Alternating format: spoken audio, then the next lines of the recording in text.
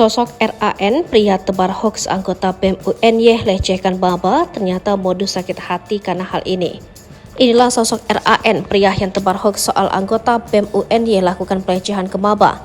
Sosok RAN berstatus mahasiswa di kampus yang sama dengan anggota BEM difitnahnya.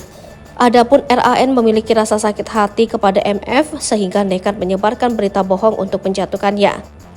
Melansir Tribun Style, RAN ditetapkan sebagai tersangka kasus penyebaran berita bohong atau hoaks pelecehan seksual di Universitas Negeri Yogyakarta. Ia sebelumnya mengunggah informasi mengenai dugaan pelecehan dan korbannya adalah mahasiswa Fakultas Matematika dan Ilmu Pengetahuan Alam UNY.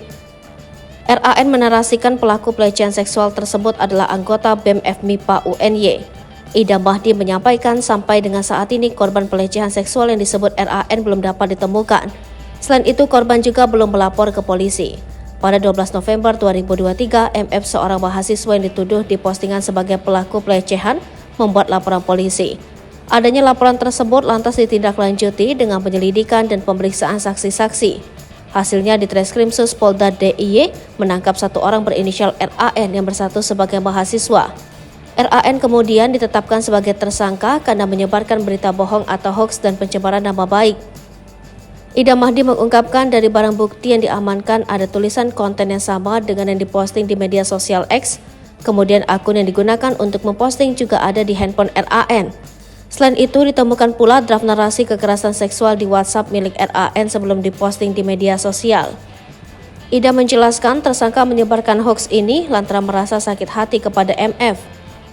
Motifnya adalah sakit hati saudara RAN mendaftar di salah satu komunitas mahasiswa, dia ditolak sedangkan FF yang diterima.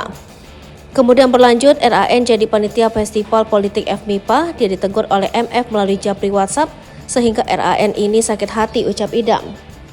Terkait korban dalam dugaan pelecehan itu, kepolisian hingga saat ini menegaskan pihaknya tak menerima laporan apapun. Akibat perbuatannya, RAN dijerat dengan pasal 45A ayat 1, Jungto pasal 28 ayat 1, dan atau pasal 45 ayat 3, Jungto pasal 27 ayat 3, Undang-Undang Nomor 19 Tahun 2016 tentang perubahan atas Undang-Undang Nomor 11 Tahun 2008 tentang informasi dan transaksi elektronik, dan atau pasal 14 ayat 2, Undang-Undang Nomor 1 Tahun 1946 tentang peraturan hukum pidana dengan ancaman maksimal 10 tahun penjara.